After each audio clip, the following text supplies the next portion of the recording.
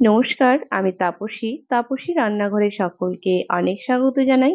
চলে এসেছি আবার একটি সম্পূর্ণ নতুন রেসিপি নিয়ে। আজকের রেসিপি ছানার মুরগি বা ছানামুখী যে নামেই জানুন না কেন, এটা কিন্তু বাড়িতে ভীষণ সহজে এবং খুব কম খরচে হয়। যেখানে আমরা ছানার মুরগি বাজারে কিন্তু প্রচুর টাকা এখানে কিনি, তার থেকে অনেক কম খরচে কিন্তু বাড়িতে বানিয়ে নেওয়া যেতে পারে। তো চলুন আমি কিভাবে বানাই সেটাই দেখাবো। তো এখানে আমি নিয়ে নিয়েছি পনির। এখানে এটা কিন্তু কেনা পনির, আপনারা চাইলে কিন্তু বাড়িতে ছানা কাটিয়ে পনির বানিয়েও নিতে পারেন। তো এর আগেও কিন্তু আমি ছানার মুরগি আপলোড করেছিলাম, তো সেটা আমি এখানে ডেসক্রিপশন বক্সে লিঙ্কটা দিয়ে দেব, আপনারা দেখে নেবেন। আর আজকে কিন্তু আমি পনির দিয়েই বানাচ্ছি, আর এটা কিন্তু বাজারে থেকে নেয়া পনির। দেখুন আমি ঠিক যেই রকম ভাবে কাটছি আপনারাও কিন্তু ঠিক এরকম ভাবে কেটে নেবেন। একদম বড়ও নয় আর ছোটও নয়। তো পিস করা হয়ে গেছে, এই পিসগুলোর মাঝে আবারও একটা পিস করে নিচ্ছি। তারপর দেখুন ঠিক এরকম ছোট ছোট সাইজে চৌকো চৌকো করে কেটে নেব। আর প্রত্যেকটা পনিরের টুকরো কিন্তু ঠিক এরকম ভাবেই কেটে নেব। আর ঠিক এই সাইজটারই কিন্তু বেশ ভালো লাগে। তো আপনারাও কিন্তু এরকম ভাবেই কেটে নেবেন। দেখুন প্রত্যেকটা পনির কিন্তু আমার এখানে টুকরো করে কাটা হয়ে গেছে। চলুন এবার দেখুন, এখানে 300 গ্রাম পনিরের জন্য 350 গ্রাম আমি চিনি নিয়েছি। এবার এবার রসটা করে নেব।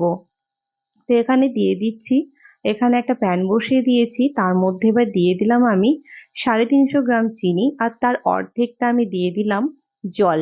এবার ফুটতে দিয়ে দেব। দেখুন জোর আঁচেই দিয়েছিলাম, আর চিনি কিন্তু অনেকটাই একদম শিরা মানে গলে যাচ্ছে।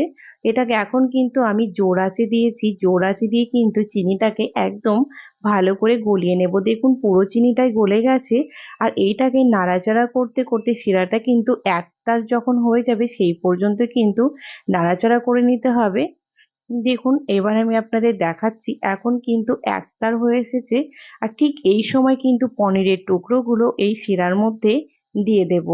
আর এই সময় কিন্তু আঁচটা একদম মিডিয়ামে দিয়ে দেব। হাই মানে যেহেতু জোর আঁচে দেওয়া ছিল তার জন্য এবার মিডিয়াম আঁচে দিয়ে দেব। আর একটা একটা করে সমস্ত পনিরের টুকরোই কিন্তু এই শিরার মধ্যে দিয়ে দেব। আর চিন্তা করার কোনো কারণ নেই, কোনো পনিরের টুকরোই কিন্তু একদম ভেঙে যাবে না। তো প্রত্যেকটাই দেখবেন একদম সুন্দরভাবে গোটা গোটাই থাকবে। এই সময় আমি একটুখানি একদম কমিয়ে দিয়েছিলাম। এবার আমি আঁচটা বাড়িয়ে মিডিয়ামে দিয়ে দেবো, যেহেতু ছিটকে গায়ে আসছিল তার জন্য। আর দেখুন জোরে দিয়ে দিয়েছি, আর এখন কিন্তু আলতো হাতে বারবার নাড়াচাড়া করতে হবে। ভয়ের কোনো কারণ নেই, একটাও কিন্তু ভেঙে যাবে না। বেশ কিছুক্ষণ ধরে কিন্তু চিনির মধ্যে ফুটলেই পনিরগুলোর মধ্যেও কিন্তু সুন্দরভাবে চিনির শিরাটা ঢুকে যাবে।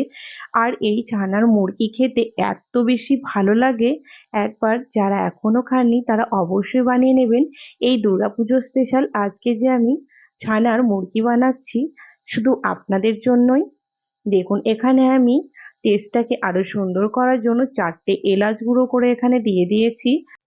এবার ভালো করে এটাকে মিশিয়ে দেব।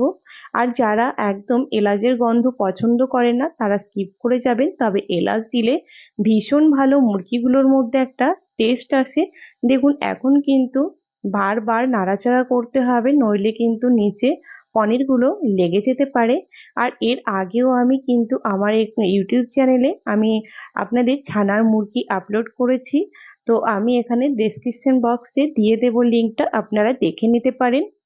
তো এখানে দেখুন আমি দিয়ে দিলাম 1 চিপি মতো গোলাপ জল। এটা দিলেও কিন্তু বেশ ভালো টেস্ট হয়, তার জন্য গোলাপ জলটা দিলাম।